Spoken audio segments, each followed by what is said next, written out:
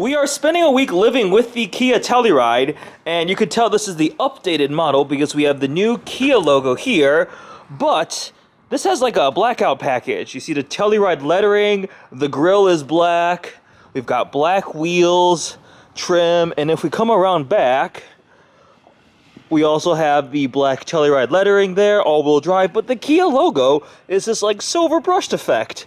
Why is that not all black? I don't know, but I'm excited to see what this Telluride is like. Welcome to the Kia Telluride. I have a large infotainment screen here in the middle. Turn it on. Harman Kardon sound system. Again, the updated Kia badge right there in the middle on the steering wheel. Heated and cooled seats. Heated steering wheel. I'll turn this on because it's still kind of cold outside. And off we go. Just like a lot of other modern Kias, when you go to indicate with your turn signal, it pulls up a live camera feed of your blind spot. And it shows it in the center cluster here. That is quite nice. I just noticed this white paint has a good amount of metallic flake to it. So it's kind of this pearl white paint. It looks really nice with the blacked out trim. Totally Stormtrooper spec. Here's the window sticker of the Telluride we are driving this week. It is a 2022 SX V6 all-wheel drive, so the base is front-wheel drive, and SX with the Prestige package is the top-tier trim. And the paint is called Glacial White Pearl, and it looks really nice. Full black interior. 3.8 liter direct injected V6, naturally aspirated, 8-speed automatic, and we have the all-wheel drive with the drive select. Notable options, let's see, base price starts at $44,590. The Nightfall edition package, which blacks out the front grille, the wheels, and the trim is $1,400. The white pearl white paint is just under $500. The SX Prestige is $2,300, which brings a heads-up display, the Napa leather trim, and we have the really nice suede headliner too. I know it's called premium cloth headliner. And then we have the self-leveling rear suspension with the tow package. You can tow 5,000 pounds plus destination, and we're at $51,010. MPG's rated at 21 combined, 19 city, and 24 highway. And there's a window sticker for the Telluride I'm driving. 50 grand for this. That's a pretty good value. Just wrapped up a quick gym session after work. We're heading off to Costco where I have to return something and also pick up a couple things. Some of those things are big storage bins, so might be a perfect opportunity to check out the cargo capacity of the Telluride. So somehow, since the Telluride launched, I have never driven one. I don't think I've even been in one. Never in an Uber. No friends had a Telluride, but I always heard really good things about it. So I've been excited and wanting to check out the Kia Telluride and the sibling Hyundai Palisade, which is a little bit higher up market. But finally, we get to spend a whole week with a Telluride. Long overdue. I'm late to the party here, but I am still very, very interested to see what this Korean three-row SUV is like. Moderate-sized Costco trip, which the Telluride handles without a single problem. With the seats folded down, we're totally fine. Even with the second row seat up, you can see still quite a lot of space back here. So, well, obviously it's practical. Just press the button here. We can lower it. You can also adjust the power tailgate height pretty easily. From an exterior styling standpoint, the Telluride definitely looks really nice. I like this body line here that goes right straight across the entire side of the vehicle. We've got the headlights that are recessed in a little bit there. The Kia grille. And we've got some DRLs down here with like fog lights too in the lower grille area. The pearl white on the black definitely looks good. It is currently 5 degrees outside, so I am extra grateful that this Telluride has heated seats and a heated steering wheel. This heated steering wheel actually gets really nice and warm. I also turned off auto stop start, which is this button right there, because when the engine comes to a stop, the heater stops blowing hot air. It started blowing cold air at me. I was like, wait, what in the world? So auto stop start off is a must. We have the surround view cameras, which are definitely very nice. If I put it in reverse, it will show all of that. If I put it into drive, it'll pull up the front camera too, which is definitely nice. We also have some nice interior ambient lighting. That's both in the front, goes across the back there too. You're probably able to change it too. Let me find where that setting would be. We've got lights, ambient light, custom color. Ooh, set custom color. it gives you the full rainbow option for ambient light custom settings. So if I change it, what about greenish? Ooh, yellow? That's really cool. I'm just toggling across this right here. That's a nice touch. I'm gonna go with a purple. Purplish blue. That's really cool. I like that a lot. These names for the stock colors are quite amusing too. Peaceful Forest, Violet Cloud, Orange Delight, Golden Insight, Refreshing Sea. It's now 11:18 p.m. Just got home from the office and I am exhausted, so I am gonna go to sleep and we'll pick this back up tomorrow. A frosty cold morning. The Kia has been cold started from inside. Unlock, you see the yellow DRLs. So here's something interesting. When you remote start the Telluride, usually in my experience, when you remote start a vehicle, you have to still press the engine start stop button. I got into the vehicle and it's just ready to go. The parking brake is on. So if I turn that off, I can just put it into reverse and drive away. That's kind of strange. 10 degrees outside. Remind me again why I live somewhere that's cold. Why? Heated steering wheel and heated seat on, please. Turn that up a little bit. We have the top tier SX with the Prestige package. So it's got some nice leather seating with the stitching pattern here. It's got a really interesting pattern to it. It's got this kind of indent here that looks kind of sporty, but this is not a sporty SUV like at all. Not even remotely. And now it is starting to snow. You can see the heads-up display still projects out there, obviously. Actually, let me see if I can capture the startup sequence. See, it shows the Kia logo.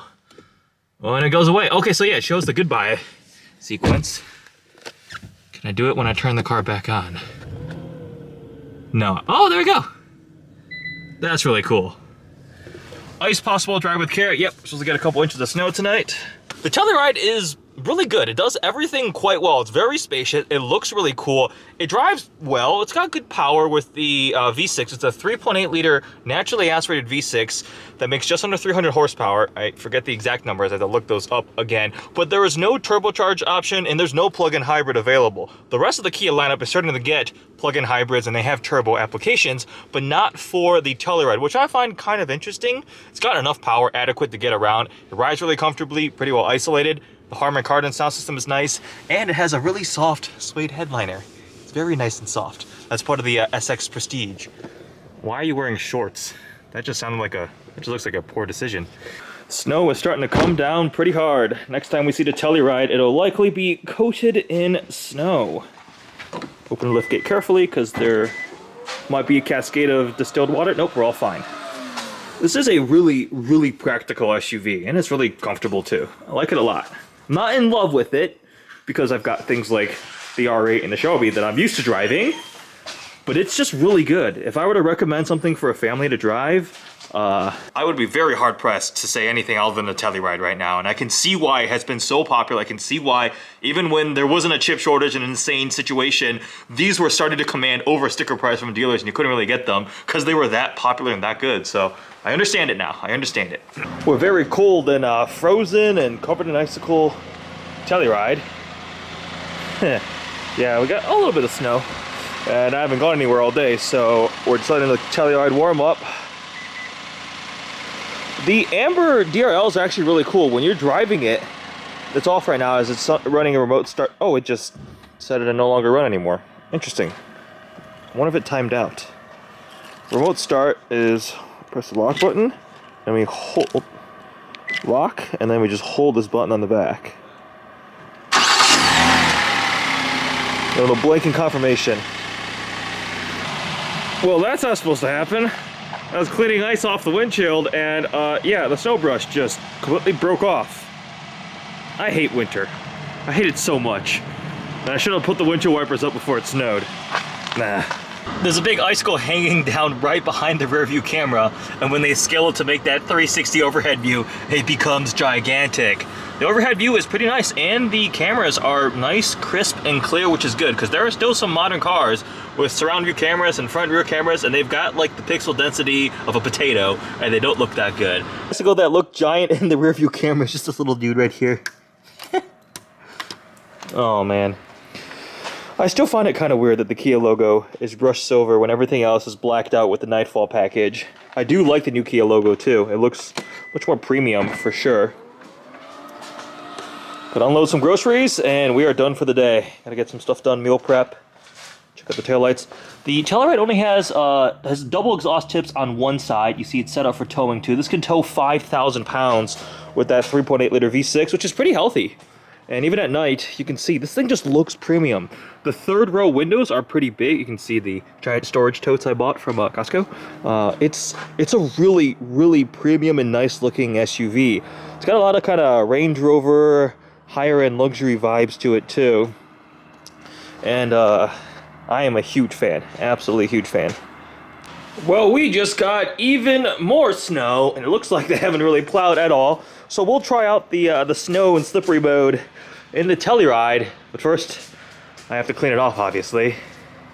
Remote started it to just get things warmed up a little bit. Ah, boy.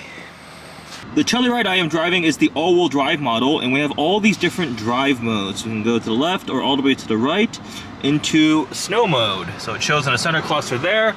And what does it say? Optimized for snow or slippery roads. So I assume it puts it as an all-wheel drive. And we'll see how it handles the snowy, slippery roads. Should be fine. I am very confident. Wrapping up my final night with the Kia Telluride. About to head home from work. Final thoughts. This is just such a good SUV. It does everything so well. It's got a ton of space. It's comfortable. It rides well. It's pretty quiet, isolated on the road. It can tow 5,000 pounds. It's got all the tech you want. I love blind view monitor. When you use a turn signal and it pulls up the live feed, that is one of my favorite features on the newer generation of Kias, and I believe the Genesis vehicles also have them. I don't know. I haven't been in any Hyundais in a while, so I don't know. I would assume they also have it. But regardless, that's awesome. The tech is good. The interior is nice and spacious, and it looks really nice. That's another big thing. You look at a Telluride, it doesn't look like a boring family crossover. It's got a lot of premium touches to it. Honestly, I've heard people compare it to like Range Rover, and like there are some design elements that definitely look very premium and upmarket. Overall, I can see why the Telluride has been so popular. I would like to see some more interesting and exciting powertrain options. This 3.8 liter V6 just kind of, it works, right? It can tow 5,000 pounds. It's got just under 300 horsepower. It's quick enough, got power, but like a turbo application or a plug-in hybrid or eventually electric would make sense for this vehicle to stay up in the segment. It's not billing itself as a super sporty family SUV. I will take the Explorer ST over this from that regard, but just as an all-around fantastic daily drivable SUV, the Kia Telluride is really, really good. Impressive. Check one out if you're in market for one of these. This updated one does have like the 10.25-inch touchscreen as standard, a couple other upgrades and new badges and so forth. And with that, we'll conclude this video on living with the Kia Telluride for a week. I'll probably try to find another opportunity to spend some more time with one, hopefully in the warmth in the summer. But we'll conclude this video. Thanks for watching.